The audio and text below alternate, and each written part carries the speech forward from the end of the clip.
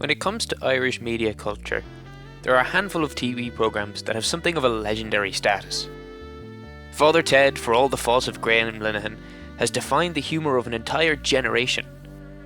RTE Investigates consistently causes a political stir whenever a new episode releases. Even something like Hardy Bucks acts as this beautiful time capsule of the post-crash world, with the greatest budget to quality ratio I have ever seen. What the flies disappeared into the night. The tough times never got us down. The Hardy Bucks from Castletown. However, there is one programme, one that has existed since the beginning of state broadcasting in Ireland, that stands a cut above the rest. That is, of course, The Late Late Show.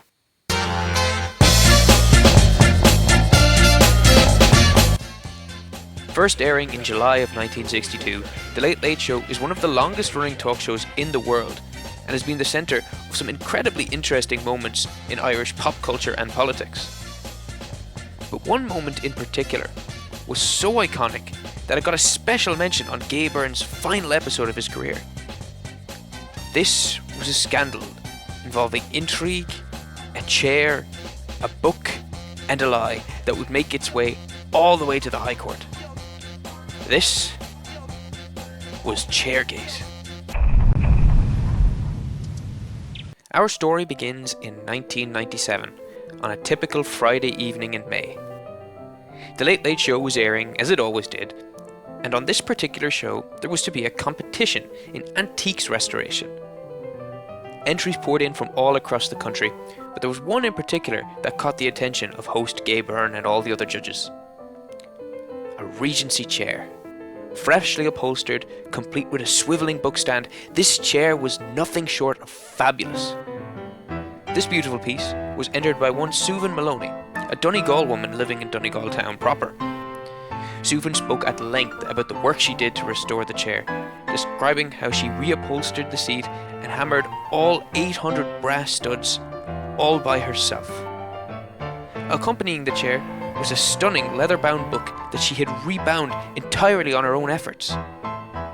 The artistry was apparent, and it was clear that someone who had this kind of skill deserved to win the prize, that being a set of Cavan crystal.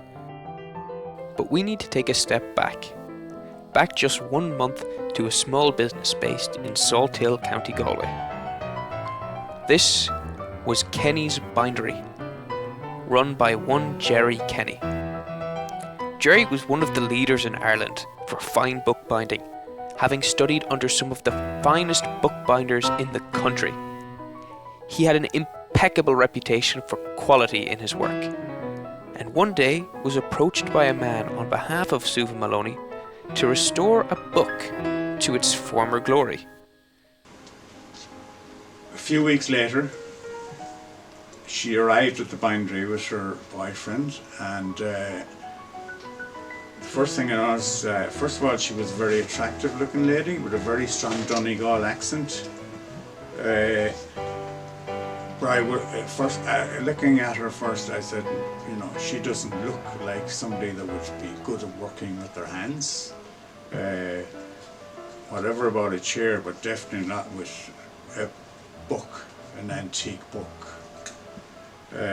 Anyway, this was my first time to see the book, and I knew straight away that it didn't look like a book that needed that much work to be done in it. The spine needed a bit of work, the corners, the leather corners, new end papers maybe, and also it needed a new leather label with the title on it. Jerry was not the only one approached by Maloney, however. The first to blow the whistle was the office of a furniture shop on Francis Street in Dublin, owned by one Joshua Duffy. Duffy claimed he was the one to perform the restoration on the Regency chair in its entirety and had been paid £200 for his work. His claims weren't made without basis, however. In addition to being able to provide an in-depth description of his work, Duffy was also able to provide before and after photos of the chair, the smoking gun required. And he was not happy. For her part, Maloney claimed that she had no dealings with him, good, bad, or indifferent. Gay Byrne reportedly heard the complaints the night of the show and told Maloney that calls like this come in all the time and there was no need to take them seriously. However, this is not where the story ended.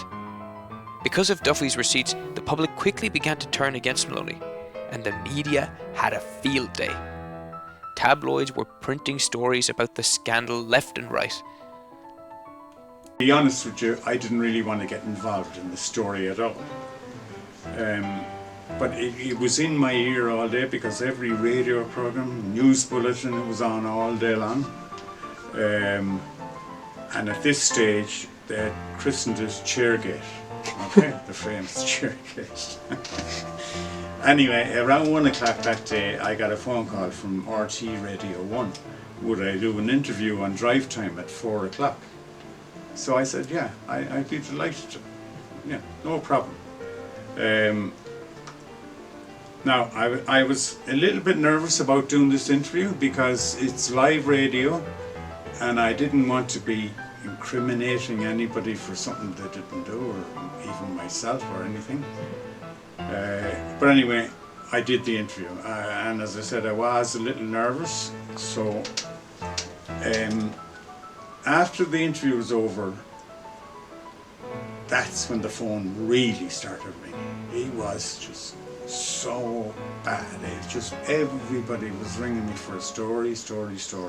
And but one of the calls I got was from my aunt Maureen Kenny in Dublin, and she said, Jerry, I heard you on the radio there a while ago, you were very good. And I said, Auntie Maureen, you know, you've made my day now. Because I had no idea what I even said on that radio interview. And this was drive time, like it was something like 500,000 listeners or whatever, you know. When you're on drive time, you've made it. Apparently even RTE themselves got in on the action, with a Dustin the Turkey parody being made, wherein he presented his own antique chair. That's just a little present for you guys. A little present for me? Yeah, a little present. I thought they were now the two. be careful with it. It's very valuable. Do you mind? I thought they were the two Be tickets. careful with it, guy. I thought they were the 2 tickets for everybody in the audience. No. Oh, Be it's very careful well with that. wrapped. Now take it out there. Now look at that. I made that myself, guy. I swear. Nobody else did that. That's pure Donegal leather there. No one else did that, guy. I made it myself now. No one helped me. Well, all I can say is it's the nearest I've got to the missing chair so far. Either way, throughout all this, Suva Maloney maintained that she had indeed done almost all of the work on both the chair and the book, going so far as to call Duffy a liar on the Pat Kenny show, claiming he had never even seen the chair before. She maintained that she was on holiday when Duffy said he had done the upholstery in April of 1997. This was enough for Duffy, who sued both Maloney and RTE in the High Court for libel. He alleged that he had agreed to perform the upholstery for the reduced price of £200 in March, not April of 1997, on the condition that he would be credited on the show itself. And when this didn't happen, he first went to the media, starting this whole media parade with an interview in the Sunday World. I was at my workbench one day, maybe 3 years later, and this guy walked in and he walked right up to me at my desk and he said, "Are you Jerry Kenny?" And I answered, "Yeah, I am." And he said, "This is for you." And he handed me an envelope which was brown, and he just walked out. He didn't give his name or say anything. He just walked out the door. So I opened the envelope, and inside was a subpoena from RTE, right, to appear at the High Court in Dublin. And the case was Joshua Duffy, I think his name was, versus RTE and Shuan Maloney. And so I was caught. I had to appear at court. So, as it turned out, the day the court case came, and I was more nervous now than I ever was. But I got a phone call. I don't know who rang me, probably RTE, and they said, "You're okay. You don't need to come up today or tomorrow, or other it would have been. But we expect you to be called the following day. So would you make your way up?" And I said, "Okay." So as the court case opened up, the day it opened up, I heard it on the 1 o'clock news, that it was settled out of court, and I was so happy. I was so happy to hear that news, that at long last this was completely gone out of my system. 3 years later, in February of 2000, the matter was finally put to bed, and a settlement was reached.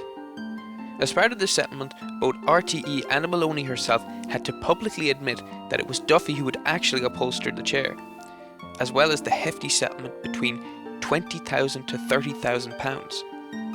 There are some reports that Maloney was forced to sell her house to pay these settlements, although I can't find any concrete proof of this.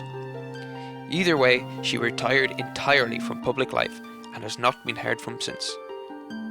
The famous chair now resides in Johnny Fox's pub in Dublin, where it's cordoned off, never to be sat on again. Hell yeah. Honestly. Quite the journey as well. Like, yeah. Found it. It's wild to see it in person. You're like Captain Ahab. But even look the little holes for the book stand, and oh my god, It is a fucking beautiful. it's finally here. I feel like the story of Susan Maloney's downfall is one of the most quintessentially Irish stories ever. Here was a woman whose ambitions outweighed her skills, and she chose to pursue her goals dishonestly. She had notions, as it were, and ultimately fell victim to her own lies. And to what end? The prize was nice, to be sure. The set of crystal was worth about £1,000, but it wasn't a life-changing amount of money. Her lies served purely to boost her pride. So in the end, she uprooted her entire life, all for the glory of winning a competition that would have faded entirely into obscurity if not for her fraud. My question is, why? Why go to all that effort? Perhaps her motive will always be a mystery. Stories like this are some of my favourites. I love these small pieces of contemporary Irish history that form the rich tapestry that is our culture. Maloney's deception will never appear in the history books, and certainly is never more than a footnote. But it's that fact that I believe necessitates its archival. So that was the story of Chairgate. I want to give a massive thank you to Adam Walsh, who helped make all this possible. His movie should be releasing soon, so do look out for that. Also, a massive thank you to Jerry Kenny. He was an absolute joy to work with and a true artist. The bindery is still open. It's in the Lisbon industrial estate. So if you need your thesis bound, you can't do much better. I want to finish with one of my favourite clips from our talk.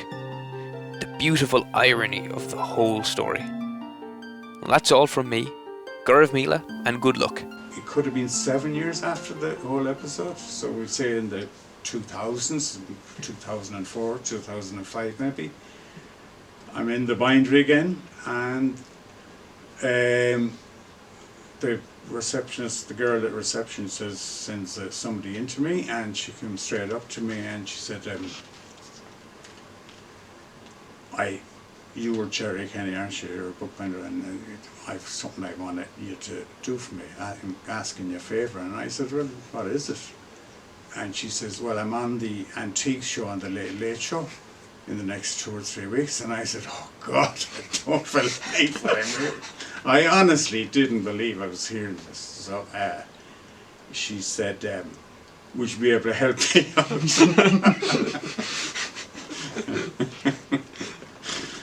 And I said, well, I have a bit of history with the antique show, so I don't really know if I want her or not. But I mean, in the end, I decided I would help her, and it wasn't an antique book or anything this time. It was actually she had to repair a desk, and the top of the desk, there was leather on it, and it was completely in tatters. It was completely ruined, and she asked me, would you be able to put a new leather top on it with gold around the edges? And I said, that's no problem at all. So anyway, I did it. I did that job for her, and the Late Late Show obviously came on. Again, I didn't look at it. I had no idea who won it, but I didn't hear anything about it afterwards, so I knew she hadn't won it. And that's where my story ends. So that was it. Thank you very much.